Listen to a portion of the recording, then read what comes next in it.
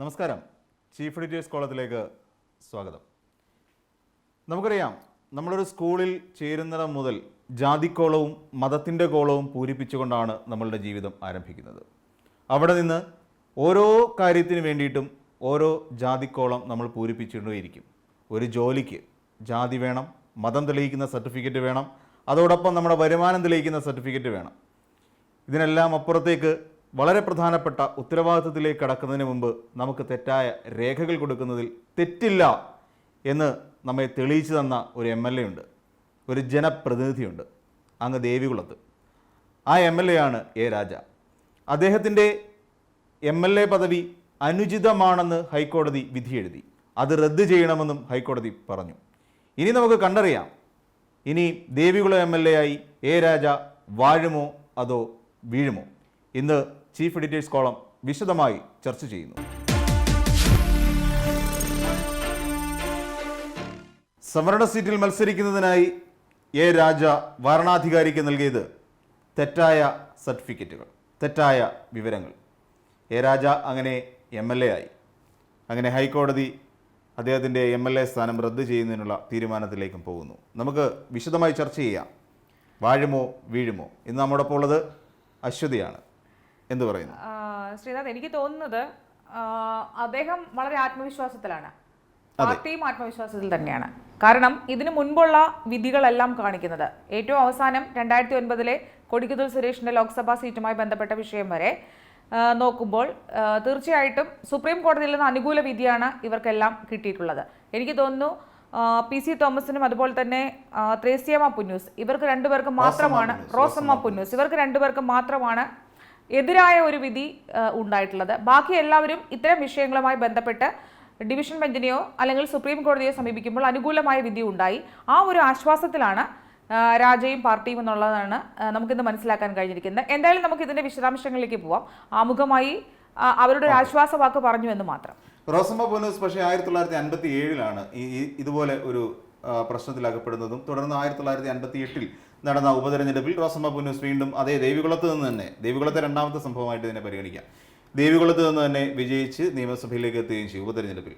പക്ഷേ ഇവിടെ കാര്യങ്ങൾ മറിച്ചാകാനാണ് സാധ്യത എന്നാണ് എനിക്ക് തോന്നുന്നത്. കാര്യം ഈ എ രാജ സ്ഥാനാർത്ഥിയായി പ്രഖ്യാപിക്കപ്പെട്ട ഉടനെ തന്നെ എ രാജയെ തോൽപ്പിച്ചതിന് പിന്നിൽ അവിടുത്തെ ജില്ലാ ഘടകം പ്രവർത്തിച്ചു എന്ന് തന്നെയാണ് പറയപ്പെടുന്നത്. രാജേന്ദ്രൻ ഉൾപ്പെടുന്ന രാജേന്ദ്രന് അതിനെതിരെ അന്വേഷണം നടന്നിരുന്നു എന്നാണ്. അതായത് അന്ന് ഇലക്ഷൻ സമയത്ത് മാധ്യമങ്ങളിലെല്ലാം ചർച്ച ചെയ്യപ്പെട്ടതാണ്. പക്ഷെ അദ്ദേഹം പിന്നെ മാധ്യമങ്ങളിൽ നിറഞ്ഞു നിന്നത് ഈ രാജയ്ക്ക് സ്ഥാനാർത്ഥിത്വവുമായി ബന്ധപ്പെട്ട് അദ്ദേഹം എതിരായി ആദ്യമായി സംസാരിക്കുന്നത് തന്നെ ഈ ഒരു വിഷയത്തിലാണ് നമ്മളെല്ലാവരും കേട്ടിട്ടുള്ളത്. പിന്നെ അതിനുശേഷമാണ് വോട്ട് കുറഞ്ഞു, ഇതിന് പ്രവർത്തിച്ചത് അവിടുത്തെ ജില്ലാ ഘടകം തന്നെയാണ് എന്ന് പറയുകയും രാജേന്ദ്രനെതിരെ അന്വേഷണത്തിന് ഉത്തരവിടുകയും അത്തരത്തിൽ അന്വേഷണത്തിൽ പാർട്ടിയുടെ ഒരു റിപ്പോർട്ട് ഉണ്ടാവുകയും ചെയ്തിരുന്നു. ആ സമയത്ത് തോൽപ്പിച്ചിരുന്നു എന്ന് കൃത്യമായി മനസ്സിലാക്കിയും രാജേന്ദ്രനെതിരെ കൃത്യമായ നടപടി പാർട്ടിയുടെ ഭാഗത്തു നിന്നുണ്ടാവുകയും ചെയ്തിരുന്നു എന്നാണ് അറിയാൻ കഴിയുന്നത്. പക്ഷേ എന്നിരുന്നാലും ഞാൻ നേരത്തെ ആമുഖത്തിൽ സൂചിപ്പിച്ചിരുന്നത് പോലെ തന്നെ നമുക്ക് ഓരോന്നിനും ഓരോ സർട്ടിഫിക്കറ്റുകളുണ്ട്. മീൻസ് നമുക്ക് ഒരു ജോലി നേടണമെങ്കിൽ നമ്മുടെ വരുമാനം തെളിയിക്കുന്ന സർട്ടിഫിക്കറ്റ്, ജാതി തെളിയിക്കുന്ന സർട്ടിഫിക്കറ്റ്, അങ്ങനെ തുടങ്ങി ഒരുപാട് OBC സംവരണമാണോ എന്നൊക്കെ തെളിയിക്കുന്നതിനുള്ള സർട്ടിഫിക്കറ്റുകൾ ഹാജരാക്കണം. രാജയുടെ കേസിൽ രാജ പരിവർത്തിത പട്ടികവർഗ വിഭാഗം എന്നാണ് ഇപ്പൊ പറയുന്നത്. കാരണം അദ്ദേഹത്തിന്റെ മാതാപിതാക്കളൊക്കെ ക്രിസ്ത്യാനികളായിരുന്നു, അദ്ദേഹം വിവാഹം കഴിച്ചിട്ടുള്ളത് ക്രിസ്ത്യൻ മതത്തിൽ നിന്നാണ്, അദ്ദേഹത്തിന്റെ അമ്മയുടെ മരണാനന്തര ചടങ്ങുകൾ ക്രിസ്ത്യൻ രീതിയിലായിരുന്നു എന്നൊക്കെയാണ് എനിക്ക് തോന്നി D. കുമാർ തെളിവുകളായിട്ട് കോടതിയെ സമർപ്പിച്ചിരിക്കുന്നത്. അദ്ദേഹത്തിന്റെ വിവാഹം പോലും ആ രീതിയിലാണ് നടന്നത്. പിന്നെ എങ്ങനെയാണ് ഭരണാധികാരിയെ തെറ്റിദ്ധരിപ്പിക്കപ്പെട്ടത് എന്നുള്ള ഒരു ചോദ്യം മാത്രം നമ്മുടെ മുന്നിൽ നിൽക്കുന്നു. എന്തിന് തെറ്റിദ്ധരിപ്പിക്കണം? ആ ഒരു സീറ്റിന് വേണ്ടി ഏത് രീതിയിൽ എന്തിന് തെറ്റിദ്ധരിപ്പിക്കണമെന്നാണ് തോന്നുന്നത് നമുക്ക്? കാരണം പാർട്ടിയും ഇതിൽ അവഗാഹമുള്ള ആളുകൾ തന്നെയാണ്. ഒരാളെ സ്ഥാനാർത്ഥിയായി നിർത്തുമ്പോൾ അത്തരത്തിൽ മതം മാറി അല്ലെങ്കിൽ ഇത്തരത്തിലൊരു വ്യാജ സർട്ടിഫിക്കറ്റ് ഉണ്ടാക്കുമ്പോൾ അതിൻ്റെ ഒരു ദൂഷ്യഫലം എന്തായാലും ഭാവിയിൽ ഉണ്ടാകും എന്ന് മനസ്സിലാക്കിക്കൊണ്ട് തന്നെ ആയിരിക്കുമോ അവരും ഇത് ചെയ്തത് എന്നുള്ളൊരു ചോദ്യവും കൂടെ അവശേഷിക്കുന്നുണ്ട്. പക്ഷേ ഈ രീതിയിലൊരു പ്രവണത നമ്മുടെ കേരളത്തെ സംബന്ധിച്ചിടത്തോളം അതൊരു MLA ആയിട്ട് മത്സരിക്കുമ്പോൾ ഈ രീതിയിലുള്ള ഒരു പ്രവണത കാണിക്കുന്നത് ശരിയോ തെറ്റോ എന്നുള്ളൊരു ചോദ്യം നമ്മുടെ മുമ്പിൽ ഇപ്പോഴും ഉണ്ട്. അല്ല, പലപ്പോഴും പല ജോലികൾക്കും വേണ്ടിയിട്ടും ഇതുപോലെ തന്നെ ആളുകൾ ഇത്തരത്തിൽ വ്യാജ സർട്ടിഫിക്കറ്റുകൾ ഉൾപ്പെടെ നൽകുന്നതായിട്ടും വില്ലേജ് ഓഫീസേഴ്സ് അത്തരത്തിൽ കൂട്ടു നിൽക്കുന്നതുമായിട്ടൊക്കെ നമ്മൾ കേട്ടിട്ടുണ്ട്. പക്ഷേ ഇപ്പോൾ ഒരു പരിവർത്തിത പട്ടികവർഗ വിഭാഗത്തിലെ ഒരാൾക്ക് അത് എനിക്ക് തോന്നുന്നു നേരത്തെ അവരുടെ തലമുറയിൽ നിന്ന്, കാര്യം അവരുടെ അച്ഛൻ ക്രിസ്ത്യൻ ആണ്, നേരത്തെ അശ്വതി സൂചിപ്പിച്ച പോലെ തന്നെ അച്ഛനമ്മമാർ ക്രിസ്ത്യാനികളാണ്, ഭാര്യ ക്രിസ്ത്യാനിയാണ്, അതോടൊപ്പം താലി ചാർത്തിയിരിക്കുന്ന കുരിശാണ്. ഇതൊക്കെ ഇതാണ് പ്രധാന തെളിവുകളായിട്ട് എനിക്ക് തോന്നുന്നു ഡി കുമാർ UDF-ന്റെ നേരത്തെ സ്ഥാനാർത്ഥി അവിടെ കൊടുത്തിരുന്നത്. അപ്പൊ ഇതെല്ലാം കോടതി നല്ല തെളിവായിട്ട് തന്നെ പരിഗണിച്ചു. അപ്പൊ അതുകൊണ്ട് ഇദ്ദേഹത്തിന് കൺവെർട്ടഡ് ക്രിസ്ത്യൻ എന്നുള്ള നിലയിൽ ഇപ്പോൾ അംഗീകരിക്കാൻ കഴിയില്ല. പട്ടികവർഗ എന്ന് പറയുന്നത് ഇപ്പോൾ നിലവിൽ പട്ടികവർഗത്തിലേക്ക് ചേർന്നിരിക്കുന്ന, അല്ല ഇപ്പോൾ നിലവിൽ പട്ടികവർഗമായിട്ടുള്ള ഒരാൾക്ക് മാത്രമേ ആ സീറ്റിൽ മത്സരിക്കാൻ കഴിയൂ. സംവരണ സീറ്റ് എന്നുകൊണ്ട് അവർ അർത്ഥമാക്കുന്നത് അത് തന്നെയാണ്. പക്ഷേ എന്തിനവിടെ മത്സരിപ്പിച്ചു എന്നുള്ളത് ഇപ്പോഴും ഒരു ചോദ്യമാണ്. കാര്യം ഇതെല്ലാം ഇടതുപക്ഷത്തിന് നന്നായിട്ട് അറിയാം. ഇടതുപക്ഷത്തെ CPM-ന്റെ നേതാക്കന്മാർക്ക് ഇതിനെക്കുറിച്ച് കൃത്യമായി അറിയാം. എന്നിരുന്നിട്ടും ഇവിടെ മത്സരിപ്പിക്കാൻ തയ്യാറായി. ഇത് ശരിക്കും ഈ പറയുന്ന S രാജേന്ദ്രൻ എന്ന് പറയുന്ന ജില്ലാ സെക്രട്ടറി ഒതുക്കുക എന്നുള്ള ഒരു തീരുമാനത്തോടു കൂടി തന്നെയാണ്. പിന്നീട് നടന്നിട്ടുള്ള സംഭവങ്ങളെല്ലാം നമുക്ക് കണ്ട് മനസ്സിലാക്കാൻ കഴിയും. അതല്ല, എനിക്ക് തോന്നുന്നത് ഇത്തരത്തിലൊരു ഫലം ഇതിന് ഇത്തരത്തിലൊരു തിരിച്ചടി ഉണ്ടാകുമെന്ന് അറിഞ്ഞിരിക്കാം. പക്ഷെ താൽക്കാലികമായ ഒരു സമാശ്വാസത്തിന് വേണ്ടിയിട്ട് രാജേന്ദ്രനെ ഒഴിവാക്കുക എന്നുള്ള ലക്ഷ്യത്തിലേക്ക് വേണ്ടിയിട്ടായിരിക്കാം രാജയുടെ പേര് അവരവിടെ തെരഞ്ഞെടുക്കപ്പെട്ടത്. പക്ഷേ ഇന്ന് നമ്മൾ ഈ വിഷയം നമ്മുടെ മുന്നിൽ വരുമ്പോൾ ഇത്തരത്തിൽ ഇങ്ങനെ വ്യാജ സർട്ടിഫിക്കറ്റ് പോലെയുള്ള സംഭവങ്ങൾ ഉണ്ടാക്കി ചമച്ചിട്ട് അത് ഇലക്ഷന് ദുരുപയോഗം ചെയ്യുന്നു എന്നുള്ളൊരു കാര്യം നമ്മുടെ മുന്നിൽ അവശേഷിക്കുന്നുണ്ട്. അത് മാത്രമല്ല, ഇത്തരത്തിൽ പരിവർത്തിതമായോ അല്ലെങ്കിൽ മറ്റേ ഇപ്പോൾ ഇഷ്ടംപോലെ മതം മാറ്റം അതുപോലെയുള്ള കാര്യങ്ങൾ നമ്മുടെ സമൂഹത്തിൽ നടക്കുന്നുണ്ട്. അത് പലതും ഇതുപോലെയുള്ള സംവരണം ലഭിക്കാൻ വേണ്ടിയിട്ടുള്ളതാണെന്നുള്ളതാണ്. അപ്പോൾ അത് നമ്മൾ തീർച്ചയായിട്ടും അതൊന്ന് സ്റ്റഡി ചെയ്യേണ്ട ഒരു വിഷയം തന്നെയാണ്. കാരണം ഒത്തിരി പേര് ഇതുപോലെ തന്നെ കുട്ടികളുടെ ഭാവിക്ക് വേണ്ടിയിട്ടെന്ന് വേണ്ട, അതായത് കുട്ടികൾക്ക് വിദ്യാഭ്യാസത്തിൽ സ്കോളർഷിപ്പ് കിട്ടുക, അവർക്ക് പെട്ടെന്ന് തന്നെ ജോലി കിട്ടുക, കണ്ടുവരുന്നത് ഈ രീതിയിൽ അതിൽ സംവരണം കിട്ടുന്ന മതത്തിലേക്ക് അതിന്റെ സർട്ടിഫിക്കറ്റുകൾ കൊണ്ടുവരിക എന്നുള്ള രീതി എനിക്ക് തോന്നുന്നു ഇന്റർകാസ്റ്റ് മാരേജുകളിലാണ് കൂടുതൽ. പിന്നെ എനിക്ക് തോന്നുന്നത് ഇപ്പോൾ പാർട്ടിയെ സംബന്ധിച്ചിടത്തോളം ആണെങ്കിൽ ഇപ്പോൾ ഈ നമ്മൾ പറഞ്ഞ പോലെ തന്നെ 2009 ലോക്സഭാ ഇലക്ഷനുമായിട്ട് ബന്ധപ്പെട്ട് കൊടിക്കുന്നിൽ സുരേഷ് ഇത്രയും കാലങ്ങളായി മത്സരിക്കുന്ന ഒരാളാണ്. പക്ഷെ 2009 അദ്ദേഹത്തിനെതിരായിട്ട് ഇങ്ങനെ ഒരു കേസ് വരുന്നതും ഹൈക്കോടതി ആ വിധിയെ പിന്നീട് സുപ്രീം കോടതിയിൽ പോയി ചലഞ്ച് ചെയ്യുന്നതൊക്കെ. അപ്പോൾ ഇത്തരത്തിലുള്ള ഇന്ന് അത് P. രാജീവ് നിയമമന്ത്രി അത് കൃത്യമായി അത് പറഞ്ഞിട്ടുണ്ട്. സർക്കാരിനെ ബാധിക്കുന്ന ഒരു വിഷയമല്ലാത്തതുകൊണ്ട് കൂടുതൽ കാര്യങ്ങൾ പറയുന്നില്ല. പക്ഷേ രാജയ്ക്ക് പിന്നെ മുൻവിധികളുടെ പശ്ചാത്തലത്തിൽ രാജയ്ക്ക് ധൈര്യമായി സുപ്രീം കോടതിയെ സമീപിക്കാം എന്ന് P. രാജീവ് പറഞ്ഞു വെക്കുന്നുണ്ട്. അപ്പൊ അന്ന് തന്നെ അവർ ഇത്തരത്തിലുള്ള കണക്കുകൂട്ടലുകൾ നടത്തിയിരിക്കാമെന്നാണ് നാം ഇതിൽ നിന്ന് മനസ്സിലാക്കേണ്ടത്. പക്ഷേ ഏത് രീതിയിലാണ് അത് തെറ്റായ വിവരം തന്നെയല്ലേ കൊടുത്തത്? നിലവിൽ അതൊരു പട്ടിക വർഗത്തിന് വേണ്ടിയിട്ടുള്ള സീറ്റാണ്. അവിടെ ഇതുപോലെ തെറ്റായ സർട്ടിഫിക്കറ്റ് ഉപയോഗിച്ചുകൊണ്ട് ജാതി തെറ്റായി കാണിച്ചുകൊണ്ട് ഒരു ഇത് നടത്തുന്നു. അതൊക്കെ ഒരു മോശപ്പെട്ട കാര്യമായി കാണുന്നില്ലേ? അതിന് പാർട്ടി എന്ത് ലോജിക്കലിയാണ് നമുക്ക്? അതെ, അതൊക്കെ എന്താ പറഞ്ഞത്, താൻ പ്രമാണിത്വം കാണിക്കാനോ അല്ലെങ്കിൽ അന്നേരത്തെ ഒരു ചെറിയ കാലയളവിലേക്കുള്ള ഒരു ആശ്വാസത്തിന് വേണ്ടിയിട്ടോ മറ്റുള്ളവരെ തോൽപ്പിക്കാൻ അല്ലേ? ഇപ്പൊ നമ്മൾ പറഞ്ഞത് വെച്ച് നോക്കുവാണെങ്കിൽ S. രാജേന്ദ്രനുമായിട്ട് ബന്ധപ്പെടുത്തി നമുക്കിതിനെ വളരെ ഈസി ആയിട്ട് കണക്ട് ചെയ്യാൻ പറ്റും. അപ്പോൾ ആ ഒരു കാര്യത്തിനൊക്കെ വേണ്ടിയിട്ടായിരിക്കാം അത്തരത്തിലൊരു തീരുമാനം എടുത്തത്.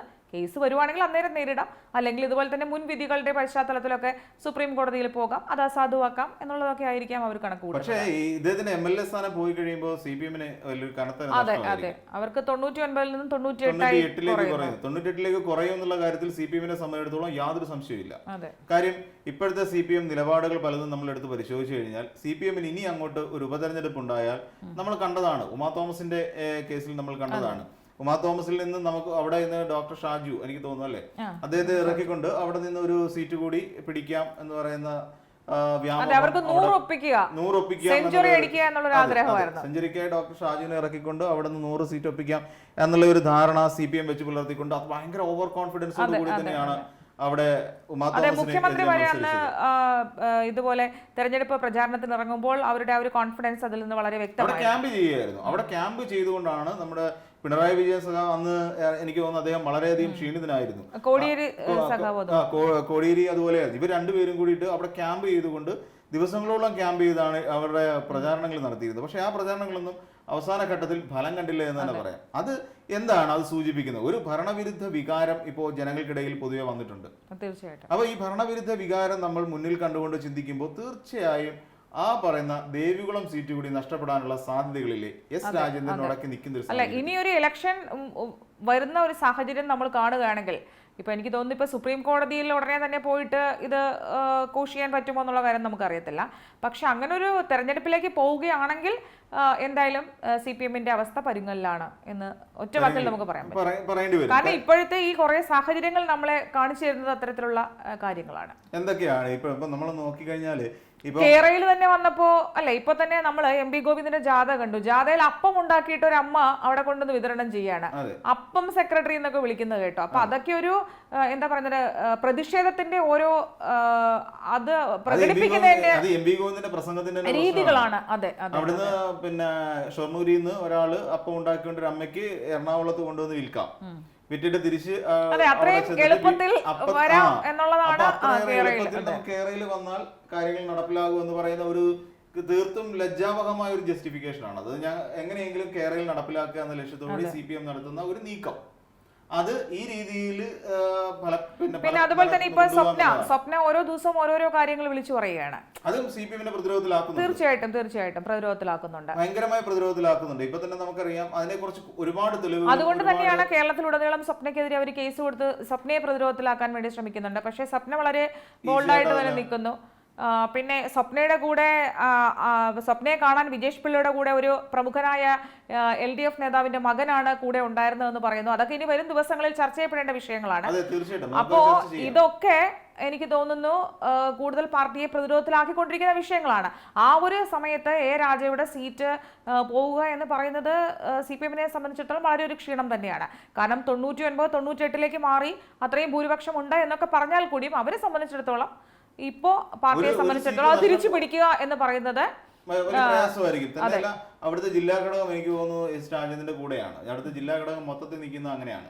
കാര്യം അവിടെ ദേവികുളത്ത് ഒരു സ്ഥാനാർത്ഥി നിർണയം വന്ന സമയം മുതൽ തന്നെ ഈ പാർട്ടിയിൽ പ്രശ്നങ്ങൾ തുടങ്ങിക്കഴിഞ്ഞു. CPM-ൽ ഇടുക്കി ജില്ലാ ഘടകത്തിൽ പ്രശ്നങ്ങൾ തുടങ്ങിക്കഴിഞ്ഞു. ആ പ്രശ്നത്തിന്റെ ഒരു പരിണിത ഫലം എന്നുള്ള നിലയിൽ MM മണിയുമായിട്ടുള്ള പ്രശ്നങ്ങളും അവർ തമ്മിലുള്ള ചർച്ചകൾ വളരെ പരസ്യമാവുകയും അദ്ദേഹത്തെ പുറത്താക്കുകയും S രാജേന്ദ്രനെതിരെ അന്വേഷണം വന്ന് അദ്ദേഹത്തെ പാർട്ടിയിൽ നിന്ന് പുറത്താക്കുന്ന ഒരു സമയം അദ്ദേഹം പിന്നീട് പറയുന്നുണ്ടായിരുന്നു, ഞാനൊരു സാധാ കർഷകനാണ്, ഞാൻ കർഷകനായി തന്നെ ഇന്ത്യൻ ജീവിതം മുന്നോട്ട് കൊണ്ടുപോകും, പക്ഷെ ഞാൻ പാർട്ടിക്കാരൻ തന്നെയാണ്, ഞാൻ വേറൊരു പാർട്ടി എന്നൊക്കെ അദ്ദേഹം വളരെ വികാരാധീനനായി ആ സമയത്ത് സംസാരിക്കുന്നത് നമ്മൾ മാധ്യമങ്ങളിലൂടെ എനിക്ക് തോന്നുന്നു. S രാജേന്ദ്രൻ വളരെ ശക്തനായ ഒരു നേതാവാണ്, വളരെ കാര്യക്ഷമമായി കാര്യങ്ങളിൽ ഇടപെടുന്ന ഒരു വ്യക്തിയാണ്. അതുകൊണ്ട് തന്നെ വളരെ നല്ല രീതിയിൽ മുന്നോട്ട് പൊയ്ക്കൊണ്ടിരിക്കുക. അല്ലെങ്കിൽ മറ്റൊരു രാഷ്ട്രീയ പാർട്ടിയെ കുറിച്ച് ചിന്തിക്കുന്നില്ല. UDF-ലേക്കോ അല്ലെങ്കിൽ കോൺഗ്രസിലേക്കോ അല്ലെങ്കിൽ BJP-യിലേക്കോ ഒക്കെ മാറി ചിന്തിക്കും എന്നുള്ളതിനെ കുറിച്ച് നമുക്ക് ഒന്നും പറയാൻ പറ്റില്ല. പക്ഷേ എന്ത് വന്നിരുന്നാലും ഇടുക്കിയിൽ എനിക്ക് തോന്നുന്നു S രാജേന്ദ്രന്റെ റെസ്പോൺസ് ആരും എടുത്തില്ലേ എന്ന് എനിക്ക് അറിയില്ല. നമ്മൾ അദ്ദേഹത്തിന്റെ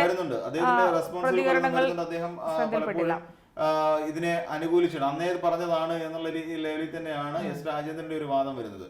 അന്നേ ഇതിനെ എതിർത്താണ്, അതായത് രാജയുടെ സ്ഥാനാർത്ഥിത്വത്തെ ആദ്യം മുതലേ എതിർത്തിട്ടുണ്ടായിരുന്നു എന്നുള്ള വിവരം അദ്ദേഹം വളരെ വ്യക്തമായി തുറന്ന് പറയുന്നുണ്ടായിരുന്നു. തുറന്നുള്ള കാര്യങ്ങൾ ഇന്ന് ഉച്ചയ്ക്ക് P രാജീവ് നിയമമന്ത്രി വളരെ കോൺഫിഡന്റോട് കൂടി പറഞ്ഞൊരു കാര്യമുണ്ട്. കാരണം മുൻ വിധികളുടെ പശ്ചാത്തലത്തിൽ രാജയ്ക്ക് സുപ്രീം കോടതിയിൽ പോയാൽ ഈ കേസ് അസാധ്യമായിട്ട് ജയിച്ചു വരാം എന്ന് അദ്ദേഹം പറയുന്നുണ്ടായിരുന്നു. അതെനിക്ക് തോന്നുന്നു നമ്മൾ ചർച്ച തുടങ്ങിയപ്പോൾ പറഞ്ഞ പോലെ തന്നെ 2009 കൊടിക്കുന്നിൽ സുരേഷിന്റെ ലോക്സഭാ അംഗത്വവുമായി ബന്ധപ്പെട്ടൊരു വിഷയമാണ്. കാരണം അത് പട്ടികവർഗ സംവരണ മണ്ഡലമായിരുന്നു. പക്ഷേ കൊടിക്കുന്നിൽ സുരേഷ് ക്രിസ്ത്യൻ വിഭാഗത്തിൽപ്പെട്ടതാണെന്നും ഉള്ള ഇതിലാണ് അന്ന് ഹൈക്കോടതി ആ വിധി അസാധുവാക്കിയത്. അപ്പോൾ ആ ഒരു സെയിം സിറ്റുവേഷൻ തന്നെയാണ് ഇപ്പോൾ ഇവിടെ രാജ ഫേസ് ചെയ്യുന്നത്. അപ്പോൾ അതുകൊണ്ട് തന്നെ ആയിരിക്കില്ലേ P രാജീവ് അത്രയും എന്താ പറയുന്നത് കോൺഫിഡൻറ്റോട് കൂടിയിട്ട് ഈ സുപ്രീം കോടതിയിൽ പോയാൽ ജയം അസാധ്യമാണെന്ന് പറയുന്നത്? അതെ, തീർച്ചയായിട്ടും ഈ പറഞ്ഞത് ശരിയാണ്. ആ ഒരു കോൺഫിഡൻസിന്റെ പുറത്ത് കൊടിക്കുന്നിൽ സുരേഷുമായിട്ടുണ്ട്. നേരത്തെ ഇവിടെ നമ്മുടെ ഇതേ ഫ്ലോറിൽ മറ്റൊരു പരിപാടിയിൽ വരുന്ന സമയത്ത് KK ഷാജി ഇതിനെ കുറിച്ച് സംസാരിച്ചിട്ടുണ്ടായിരുന്നു. അദ്ദേഹം വ്യാജ സർട്ടിഫിക്കറ്റ് ഹാജരാക്കിക്കൊണ്ടാണ് അയാൾ ലോക്സഭാ തെരഞ്ഞെടുപ്പിൽ കൊടിക്കുന്നിൽ സുരേഷ് മത്സരിച്ചതെന്ന് പറയുന്നുണ്ടായിരുന്നു. ശരിയായിരിക്കാം, ഒരുപക്ഷെ സുപ്രീം കോടതിയിൽ പോയാൽ, കാര്യം അത് അപ്പീൽ പോയി കഴിഞ്ഞു, രാജ അപ്പീൽ പോയി കഴിഞ്ഞു. അപ്പൊ ഈ രീതിയിൽ മുന്നോട്ട് പോയി ഇവിടെ വീണ്ടും ഒരു പോസിറ്റീവായിട്ടുള്ള വിധി കൊണ്ടുവരുന്നു എന്ന് കരുതുക. ഈ കരുതുമ്പോൾ നമ്മൾ എന്താണ് പൊതുജനം ചിന്തിക്കേണ്ടത്? ഈ രീതിയിൽ തെറ്റിദ്ധാരണ പരത്തുന്ന ഒരു കാര്യം, ഒരു പാർട്ടി, അത് ഉത്തരവാദിത്തപ്പെട്ട ഒരു പാർട്ടിയുടെ നേതാവ്, CPM എന്ന് പറയുന്ന ഒരു പാർട്ടിയുടെ നേതാവ്, ആ നേതാവ് ഈ രീതിയിൽ വ്യാജ സർട്ടിഫിക്കറ്റുകൾ ഹാജരാക്കിക്കൊണ്ട് തെറ്റിദ്ധരിപ്പിച്ചുകൊണ്ട് മറ്റൊരാളെ തെറ്റിദ്ധരിപ്പിച്ചുകൊണ്ട് നേടിക്കൊണ്ടുവരുന്ന ഒരു സ്ഥാനാർത്ഥിത്വം, അല്ലെങ്കിൽ അവിടെ നിന്ന് വിജയിച്ച് MLA ആവുന്നു, സഭയിലേക്ക് എത്തുന്നു. ഇത് നമുക്ക് ഏത് രീതിയിലാണ് നമ്മുടെ സമൂഹം ഇതിനെ ഏത് കൊടുക്കുന്ന രീതിയിലാണ് മെസ്സേജ് എന്താണ് എന്ത് മെസ്സേജാണ് കൊടുക്കുക? അയാളൊരു പാർട്ടിയുടെ നേതാവാണ്. ആ പാർട്ടി നേതാവ് എന്ത് മെസ്സേജാണ് പൊതുജനത്തിന് കാണിച്ചു കൊടുക്കുന്നത്? അദ്ദേഹം എന്തും ആയിക്കോട്ടെ, പോയി കോടതി പോവോ ജയിക്കുവോ എങ്ങനെ വേണേ വന്നോട്ടെ, അതൊന്നൊരു പ്രശ്നമേ അല്ല. അത് അയാളുടെ അല്ലെങ്കിൽ ഈ പറയുന്ന എ രാജയുടെ പാർട്ടിയുടെയും പാർട്ടി നേതാക്കന്മാരുടെയും ഒക്കെ ഒരു ഭാഗ്യം എന്ന് കരുതാം ജയിച്ചു വന്നു കഴിഞ്ഞാൽ. പക്ഷെ സമൂഹത്തിന് ഇതിൽ തെറ്റായൊരു മെസ്സേജാണ് കൊടുക്കുന്നത്. ഇനി അങ്ങോട്ട് മുന്നോട്ട് പോകുന്ന രാഷ്ട്രീയം ഇങ്ങനെയാണ്, നമുക്ക് തെറ്റിദ്ധരിപ്പിക്കാൻ കഴിയും. ഒരു ഇതിപ്പോ ഇങ്ങനെ ഒരു വ്യാജ സർട്ടിഫിക്കറ്റ് ഉണ്ടാക്കുന്നു, മത്സരിക്കുന്നു, ജയിക്കുന്നു, പിന്നീട് അതിലൊരാൾ പരാതിയുമായി പോകുന്നു, ഹൈക്കോടതി അത് റദ്ദ് ചെയ്യുന്നു, അവരതുമായി സുപ്രീം കോടതിയിൽ പോകുന്നു, അവിടുന്ന് അനുകൂലമായ ഒരു വിധി സമ്പാദിക്കുന്നു. അപ്പോ ഇതിങ്ങനെ ഒരു തുടർക്കഥയായി ചെയ്യാൻ പറ്റുന്ന ഒരു കാര്യമാണ്. തീർച്ചയായിട്ടും ഇപ്പൊ MLA സ്ഥാനം എന്ന് മാത്രമല്ല, ഇപ്പൊ ജോലിയുടെ കാര്യത്തിലായാലും നമ്മൾ പറയുന്നുണ്ട്, ഒത്തിരി പേര് ഈ സംവരണ സീറ്റുമായിട്ട് ബന്ധപ്പെട്ട് അർഹതപ്പെട്ട ഒരു നിൽക്കുമ്പോൾ തന്നെയാണ്. നമുക്ക് അറിയാമല്ലോ, നമ്മുടെ യൂണിവേഴ്സിറ്റികളിൽ കേരള സർവകലാശാലയിൽ അടക്കം നടന്നിട്ടുള്ള കാര്യങ്ങൾ നമുക്ക് മുന്നിലുണ്ടല്ലോ. KT ജലീൽ മന്ത്രിയായിട്ടിരിക്കുന്ന സമയത്ത് അദ്ദേഹം നിയമനം കൊടുത്തതിനെ കുറിച്ച് അറിയാം. നമ്മുടെ സ്പോർട്സ് വകുപ്പ് മന്ത്രിയായിട്ട് EP ജയരാജൻ ഇരിക്കുന്ന സമയത്ത് ബന്ധുത്വ നിയമനം ഇവിടെ നടന്നു. അതിനുശേഷമാണ് അദ്ദേഹം ചിറ്റപ്പൻ എന്നുള്ള പേരിൽ വിളിച്ചു തുടങ്ങിയത്, അല്ലേ? അങ്ങനെയല്ല എന്തെല്ലാം കാര്യങ്ങൾ ഇവിടെ നടക്കുന്നു എന്നുള്ളതാണ്. ഇതെല്ലാം കാണിച്ചു തരുന്നത് ഈ പറയുന്ന പാർട്ടിയുടെ ഒരു ജീർണതയാണെന്നൊക്കെ പറയാം, ഒരു മറ്റൊരു മുഖമാണ്. ഒരു സമയത്ത് ഇടതുപക്ഷ വിശ്വാസിയാണെന്ന് പറയുന്ന അഭിമാനകരമായിരുന്നെങ്കിൽ SFIയും DYFI പോലെയൊക്കെയുള്ള യുവ സംഘടനകൾ ഇത്തരത്തിൽ സമരങ്ങൾ റോഡിൽ നടത്തുമ്പോൾ അവരുടെ തലമൂത്ത നേതാക്കന്മാർ ഇത്തരത്തിലുള്ള ഒരു പാരമ്പര്യം ഈ പറയുന്ന തെറ്റായ ഒരു നയം അല്ലെങ്കിൽ തെറ്റായ രീതിയിൽ ജനങ്ങളെ അവരുടെ ബന്ധുക്കൾക്കും പാർട്ടിക്കാർക്കും ഒക്കെ ഈ പറയുന്ന സർട്ടിഫിക്കറ്റിൽ വ്യാജമായി സൃഷ്ടിക്കുകയും, ഇത് ശരിക്കും ഫോർജറി എന്ന് പറയുന്ന ഒരു വകുപ്പ് വരുന്നതാണ്. വ്യാജരേഖ ചമയ്ക്കൽ, പണ്ട് ശോഭന ജോർജിനെതിരെയൊക്കെ ഉണ്ടായിരുന്ന ഒരു കേസാണിത്. അപ്പം ഈ രീതിയിൽ തെറ്റായ രേഖകളൊക്കെ ചമച്ചുകൊണ്ട് ജോലി നേടിയെടുക്കുന്നു. നമുക്കറിയാം, നമ്മുടെ തിരുവനന്തപുരത്ത് ഭരണസിരാ കേന്ദ്രത്തിന് തൊട്ടു മുന്നിൽ നന്നായി പഠിച്ച് പരീക്ഷ എഴുതി ഫിസിക്കലായി റാങ്ക് ലിസ്റ്റിൽ പേര് വന്ന എത്രയോ ഉദ്യോഗാർത്ഥികൾ മുട്ടുകാലിൽ എഴയുന്നത് നമ്മൾ കണ്ടിട്ടുണ്ട്, അല്ലേ? ഈ ഒരു സ്ഥിതിവിശേഷം നടക്കുന്ന കേരളത്തിലാണ് ഇത് നടക്കുന്നത്. ഈ രീതിയിൽ പാർട്ടിക്കാർ അഴിമതി കാണിക്കുന്നത് നമ്മൾ ആലോചിച്ച് നോക്കണം. ബന്ധുക്കൾ, ഒരു യോഗ്യതയില്ലാത്ത ബന്ധുക്കൾ പിന്നെ സർക്കാർ സർവീസിൽ കയറി പറ്റുന്നു, ഓരോ ഡിപ്പാർട്ട്മെന്റിന്റെ തലവന്മാരായിട്ട് വരുന്നു. ഇതൊക്കെ നമ്മൾ കാണുമ്പോൾ ഇതൊക്കെയാണോ കേരളം നമ്മൾ ചിന്തിച്ചു പോകും. ഒരു കാലത്ത് ഞാൻ നേരത്തെ സൂചിപ്പിച്ചല്ലോ, ഒരു കാലത്ത് ഇടതുപക്ഷ വിശ്വാസിയാണ് എന്ന് ഊറ്റം കൊണ്ട് പറഞ്ഞുകൊണ്ടിരുന്നവർ ഇന്ന് നേരെ തിരിച്ചു പറയാണ്, എനിക്ക് ഇടതുപക്ഷമായിട്ട് ഒരു ബന്ധമില്ല എന്ന് പറയുന്ന അവസ്ഥയിലേക്ക് കൊണ്ടെത്തിക്കുകയാണ്. ഈ ഇന്നിപ്പോ രാവിലെ ഈ വിഷയവുമായി ബന്ധപ്പെട്ട് ഈ വാർത്ത വന്നതിന് ശേഷം എല്ലാവരും ചൂണ്ടിക്കാണിക്കുന്നത് കോൺഗ്രസിലും ഇതുപോലെ ചെയ്തിട്ടുണ്ട്. അതാണ്, അത് മറ്റുള്ളവരത് ചെയ്തിട്ടുണ്ട്, അതുകൊണ്ട് ഞങ്ങൾക്ക് ചെയ്യുന്നത് തെറ്റില്ല. ബ്രഹ്മപുരത്ത് മാലിന്യ പ്ലാന്റിന് തീ പിടിച്ചു, അതിലെ വിഷപ്പൊക്കെ വന്ന സമയത്ത് ഇവിടെ ഉത്തരവാദിത്തപ്പെട്ട മന്ത്രിമാർ പറയുന്നതായിരുന്നു. MP ഗോവിന്ദൻ മാസ്റ്ററാണ് ആദ്യമായിട്ട് പറയുന്നത്. MP ഗോവിന്ദൻ പറഞ്ഞ എന്താ, ഇത് ഞങ്ങളുടെ കാലത്ത് മാത്രമല്ല, UDFന്റെ ഭരണകാലത്ത് ഇതിന് തീപിടുത്തം ഉണ്ടായിട്ടുണ്ട്. തലയിൽ വെച്ച് കെട്ടി ഒഴിഞ്ഞു മാറുക. P രാജീവ് തന്നെ പറഞ്ഞിട്ടുണ്ട്, ഇത് ഞങ്ങളുടെ മാത്രം തെറ്റല്ല, അത് നേരത്തെ UDF ഭരിക്കുന്ന കാലത്തും ഇവിടെ ഇതുപോലെ തീപിടുത്തം ഉണ്ടായിട്ടുണ്ട്. ഇത് ഉത്തരവാദിത്തത്തിൽ നിന്ന് ഒഴിഞ്ഞു മാറുന്ന സമീപനമാണ്. എന്ത് UDFന്റെ കാലത്ത് തീപിടുത്തം ഉണ്ടായി, അതുകൊണ്ട് ഞങ്ങളുടെ കാലത്തും തീപിടുത്തം ഉണ്ടാകണം എന്ന് ശഠിക്കുന്ന പോലെ ഒരു തോന്നലാണ് അതിനകത്ത് വരുന്നത്. പക്ഷേ ഈ വിഷയത്തിലൊക്കെ ജനങ്ങളുടെ പ്രതിഷേധം വളരെ ജനങ്ങൾ പ്രതിഷേധിക്കുന്നില്ല. അതിന്റെ ചുറ്റുപാടുള്ളവർ പ്രതിഷേധിച്ചിരുന്നു. കാരണം അവർ തന്നെ ചോദിക്കുന്നുണ്ട്, ഇവിടെ എവിടെയാണ് പ്ലാന്റ് എന്ന് പറയാൻ പറ്റുന്നത്? ബ്രഹ്മപുരത്ത് എവിടെയാണ് ഒരു പ്ലാന്റ് ഉള്ളത്? ഒരു മെഷീനറിയോ ഒരു ഒന്നുമില്ല, അവിടെ സോർട്ട് ചെയ്യുന്ന പോലും ഇല്ല. കടമ്പ്രയാറിലേക്ക് കുറെ കാലം കത്തിച്ചു കഴിഞ്ഞ് ചാരം കടമ്പ്രയാറിലേക്ക് ആ ഫെൻസിങ് എടുത്ത് മാറ്റി അപ്പോ അതൊക്കെ കുറെയൊക്കെ പ്രതിഷേധം ജനങ്ങളിൽ അത് ഉണ്ടാക്കിയിട്ടുണ്ട്. പക്ഷെ അവിടെയും ഒക്കെ ഇവര് പറയുന്ന ന്യായീകരണ സിദ്ധാന്തങ്ങളാണ്, അത് തന്നെയാണ് ഇവിടെയും ആവർത്തിക്കപ്പെടുന്നത്. ഇത് തന്നെ ആവർത്തിക്കുന്നത്. നമ്മൾ അവിടേക്ക് നോക്കുകയാണെന്നുണ്ടെങ്കിൽ വേണ്ടപ്പെട്ടവർക്ക് കരാർ കൊടുക്കുന്നു, അവരുടെ പ്രായോഗിക പരിജ്ഞാനം എത്രത്തോളം ഉണ്ട്, അല്ലെങ്കിൽ അവർ ഇതിനകത്ത് എഫിഷ്യൻ്റ് ആണോ എന്നുള്ള യാതൊരു മാനദണ്ഡങ്ങളും പാലിക്കാതെ ഇവർ കുറച്ച് ആരൊക്കെയോ പാർട്ടി നേതാക്കന്മാർ കൊണ്ടുവന്ന ക്ലോസ് വെച്ചിട്ട് അവരുടെ താല്പര്യാർത്ഥം എഗ്രിമെൻ്റ് കൊടുക്കുന്നു. അവർക്ക് മാലിന്യ നിർമ്മാർജ്ജനത്തിന് വേണ്ടിയിട്ടുള്ള എഗ്രിമെൻ്റ് പാസ്സാക്കി. ഇതാണ് സംഭവിച്ചത്. അതുപോലെ തന്നെയാണ് ഈ രീതിയിൽ ജനങ്ങളെ കബളിപ്പിച്ചുകൊണ്ട് പൊതുജനത്തെ മാത്രമല്ല കബളിപ്പിച്ചത്, തെറ്റായി വ്യാജരേഖ ചമയ്ക്കൽ എന്ന് പറയുന്ന ക്രിമിനൽ കേസാണ് ക്രിമിനൽ കുറ്റമാണ് ഇവർ ചെയ്തിരിക്കുന്നത്. ഇതിനെതിരെ എന്ത് നടപടി ഉണ്ടാവും? ഒരു ഭരണാധികാരിയെ തെറ്റിദ്ധരിപ്പിച്ചുകൊണ്ട് ഇവിടുത്തെ തെരഞ്ഞെടുപ്പ് കമ്മീഷനെ തെറ്റിദ്ധരിപ്പിച്ചുകൊണ്ടാണ് പട്ടിക ചെയ്തിരിക്കുന്നത്. വിഭാഗ സംവരണ സീറ്റ് എന്ന് പറയുമ്പോൾ ആ കൂട്ടത്തിലുള്ള എല്ലാവരുടെയും വോട്ട് ആകർഷിക്കുക എന്നുള്ളത് ആകർഷിക്കുക തന്നെയാണ്. അതൊരു വർഗീയ രാഷ്ട്രീയം ഇപ്പൊ CPM കളിച്ചുകൊണ്ടിരിക്കുകയാണല്ലോ. നമ്മൾ പറയുന്നുണ്ടെങ്കിലും ഒരു വർഗീയ ധ്രുവീകരണം മറ്റ് ഇതര രാഷ്ട്രീയ കക്ഷികൾ ഇപ്പം BJP ആയിരുന്നാലും UDF ആണെങ്കിലും മുസ്ലിം ലീഗ് കോൺഗ്രസ് ആണെങ്കിലും മുസ്ലിം ലീഗ് ആണെങ്കിലും എല്ലാം ഒരു വർഗീയ ധ്രുവീകരണത്തിന് ശ്രമിക്കുന്നുണ്ട് എന്ന് പറയുന്നെങ്കിലും ഏറ്റവും അധികം ഈ നാട്ടിൽ വർഗീയത പറഞ്ഞ് വോട്ട് മേടിച്ചുകൊണ്ടിരിക്കുന്നത് ഇടതുപക്ഷമാണ്, CPM തന്നെയാണ്. നമ്മൾ നോക്കിക്കഴിഞ്ഞാൽ മനസ്സിലാവും. ഇപ്പൊ എങ്ങനെയാണ് KT ജലീലിനകത്തേക്ക് വരുന്നത്? അവിടെ വർഗീയമായ ഒരു കൂട്ടിച്ചേർക്കൽ നടന്നിട്ടില്ല എന്ന് നമുക്ക് പറയാൻ പറ്റുമോ? അങ്ങനെ ഏതെല്ലാം കേസുകളിൽ ഇപ്പൊ ഇടതുപക്ഷം അല്ലെങ്കിൽ CPM അവരുടെ ആ വർഗീയ അല്ലെങ്കിൽ മതേതര നിലപാടുകളിൽ നിന്ന് പിൻവലിയുന്നു. പാംപ്ലാനി സംസാരിച്ചതിനെതിരായിട്ടും അത്തരത്തിലുള്ള ഒരു വികാരം ഉയർന്നു വന്നിട്ടുണ്ട്. ഇത് ഞാനും ചോദിച്ചിട്ട് അതിന് MP രാജേഷ് പറഞ്ഞ മറുപടി എന്താണെന്നറിയോ? പിന്നെ പാംപ്ലാനി പറഞ്ഞതിന് MP രാജേഷ് മറുപടി പറഞ്ഞത് വിചാരധാര ഉദ്ധരിച്ചുകൊണ്ടാണ് പറയുന്നത്. വിചാരധാരയ്ക്കകത്ത് പറഞ്ഞിട്ടുണ്ട് നിങ്ങളുടെ മുഖ്യ 3 ശത്രുക്കളിൽ ഒന്ന് ക്രിസ്ത്യാനിയാണെന്നും ഒന്ന് മുസ്ലിം ആണെന്നും ഒന്ന് കമ്മ്യൂണിസ്റ്റ് ആണെന്നുമാണ് പറഞ്ഞിരിക്കുന്നതെന്ന്. അപ്പം ഇത് വിചാരധാരയിൽ പറഞ്ഞിരിക്കുന്നു വിദ്വേഷത്തിന്റെ വിത്തുകളാണ് കൊണ്ടുവരുന്നത്. ക്രൈസ്തവര്, കമ്മ്യൂണിസ്റ്റുകാര്, മുസ്ലിംസ് ഇവർ 3 പേരുമാണ് പ്രധാന ശത്രുക്കൾ രാജ്യത്തിൻ്റെതെന്നും എന്ന് വിചാരധാരയിൽ പറഞ്ഞിട്ടുണ്ട് എന്ന് പറഞ്ഞിട്ട് വിചാരധാര ഉദ്ധരിച്ചുകൊണ്ട് MP രാജേഷ് പറഞ്ഞതാണ്. ഞാനൊന്ന് ചോദിച്ചോട്ടെ, ഇവിടെ വിചാരധാര ഉദ്ധരിച്ചപ്പോൾ ഈ വിചാരധാരയ്ക്കകത്ത് അതിനെ എല്ലാം ഉൾക്കൊണ്ടുകൊണ്ടാണോ ഇന്നത്തെ RSSന്റെ അല്ലെങ്കിൽ BJP ഉൾക്കൊണ്ടിരിക്കുന്നത്? അല്ല. ഇവിടുത്തെ പ്രായോഗിക രാഷ്ട്രീയം എങ്ങനെ മുന്നോട്ട് കൊണ്ടുപോകണോ എന്നതിനെ അടിസ്ഥാനപ്പെടുത്തി മാത്രമാണ്. അവിടെ വർഗീയതയില്ല. അത് തന്നെ ഇപ്പം CPM പ്രവർത്തിക്കുന്ന കമ്മ്യൂണിസ്റ്റ് മാനിഫെസ്റ്റോ വെച്ചിട്ടാണോ? ഇല്ല. അവിടെ മാർക്സ് പറഞ്ഞിട്ടുണ്ട് മാറ്റമില്ലാത്തത് മാറ്റം മാത്രമേ ഉള്ളൂ. അത് കാലോചിതമായ പ്രത്യയശാസ്ത്രത്തിൽ തിരുത്തലുകൾ വരും. അത്തരം രീതിയിൽ മാറ്റം വന്നുകൊണ്ടേയിരിക്കും. ഇത്തരം വിഷയങ്ങളിലേക്ക് പോവാണെങ്കിൽ കുറെ കാട് കയറി ചിന്തിക്കേണ്ടി വരും. അപ്പം ഈ പറയുന്ന ഒരു പ്രായോഗിക രാഷ്ട്രീയത്തിലേക്ക് വന്നപ്പോൾ ഏറ്റവും കൂടുതൽ വർഗീയത പറഞ്ഞുകൊണ്ടിരിക്കുന്നത് ഇടതുപക്ഷമാണ്, CPM ആണ്. അതിനെ ചുറ്റിപ്പറ്റിക്കൊണ്ട് തന്നെയാണ് ഈ രീതിയിലുള്ള ചർച്ചകൾ മുന്നോട്ട് പോയിക്കൊണ്ടിരിക്കുന്നത്. അല്ലെന്നുണ്ടെങ്കിൽ എന്തുകൊണ്ട് ഇവിടെ പിന്നെ പാർട്ടി വിഭാഗീയതയുണ്ട് എന്നുള്ള കാര്യം വ്യക്തമാണ്. ഇവിടെ ഇടതുപക്ഷത്തിൽ വേറെ എസ് രാജേന്ദ്രനെ പോലുള്ള നേതാക്കന്മാരിവിടെ മത്സരിക്കാൻ തയ്യാറായ നിൽപ്പുണ്ടായിരുന്നു. അവരെ ഒഴിവാക്കിക്കൊണ്ട് അവിടുത്തെ വർഗീയ വോട്ടുകൾ അല്ലെങ്കിൽ ജാതീയ വോട്ടുകൾ തൻ്റെ പെട്ടിയിലേക്ക് വരണമെന്നുള്ളത് കൊണ്ട് മാത്രമാണ് അവിടെ ഇദ്ദേഹത്തെ നിർത്തിയത്.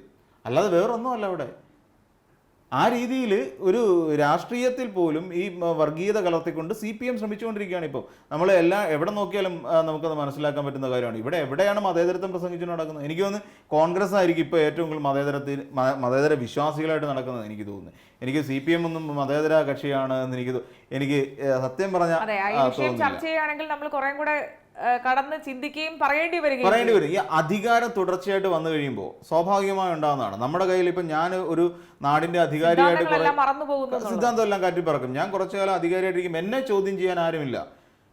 രാജാവ് നഗ്നനാണ് എന്ന് പറയാൻ ധൈര്യമില്ലാത്ത പ്രജകളുള്ള നാട്ടിൽ എന്തും കാണിക്കാം ഒരു രാജാവിന്. അതേ അവസ്ഥയാണ് ഇപ്പോൾ സംഭവിച്ചുകൊണ്ടിരിക്കുന്നത്. അവർക്ക് എന്തുമാകാം, ഞങ്ങൾക്ക് എന്തുമാകാം എന്നുള്ളൊരു അഹന്തയുടെ ഭാഷ്യം ഇന്നത്തെ ഇപ്പോഴത്തെ മുഖ്യമന്ത്രിക്കും ഇപ്പോഴത്തെ ബാക്കിയുള്ള മന്ത്രിമാർക്കൊക്കെ വന്നു കഴിഞ്ഞു. ഞങ്ങളെ ചോദ്യം ചെയ്യാൻ ആരുമില്ല, ഞങ്ങളെ തടയിടാൻ ആരുമില്ല. ആ ഒരു സിസ്റ്റത്തിലേക്ക് വന്നു കഴിഞ്ഞപ്പോൾ തീർച്ചയായും ഒരു രാഷ്ട്രീയ കക്ഷി എന്നുള്ള നിലയിൽ CPM അധപതിച്ചുകൊണ്ടിരിക്കുകയാണ്. അതിൻ്റെ ഉദാഹരണങ്ങളാണ് നമ്മൾ ഈ നാട്ടിൽ കാണുന്ന എല്ലാ പ്രശ്നങ്ങളും. സ്വർണ്ണക്കടത്ത് കേസായിരുന്നാലും സ്വപ്ന സുരേഷ് ഉയർത്തുന്ന വാദങ്ങളായിരുന്നാലും ഇതിനകത്ത് കിടക്കുന്ന കള്ളവും കൊള്ളത്തരവും എല്ലാം ഇതിന്റെ പിൻബലത്തിലാണ്. രാജാവ് നഗ്നനാണെന്ന് പറയാൻ പ്രജകൾക്ക് മടിയാണ്. അതിന്റെ പ്രശ്നമാണ്. എന്തായാലും അതിന്റെ തുടർച്ചയായിട്ട് വേണം നമ്മൾ ഇന്നത്തെ രാജയുടെ സംഭവത്തെ നമുക്ക് വിലയിരുത്തേണ്ടത്. അപ്പോൾ എന്തായാലും പുതിയൊരു വിഷയം നമുക്ക് എന്തായാലും നാളെ ചർച്ച ചെയ്യാനുണ്ടാകുമെന്ന് തന്നെയാണ് വിശ്വസിക്കുന്നത്. ഒരുപക്ഷെ അത് നാളെ പൊട്ടാൻ പോകുന്ന ഒരു ബോംബാണോ ഇല്ലയോ എന്നൊക്കെ ഉള്ളത് നമുക്ക് പിന്നീട് കണ്ടറിയാം. എന്തായിരുന്നാലും ചീഫ് എഡിറ്റേഴ്സ് കോളം ഇന്നിവിടെ സമാപിക്കുന്നു. നന്ദി, നമസ്കാരം.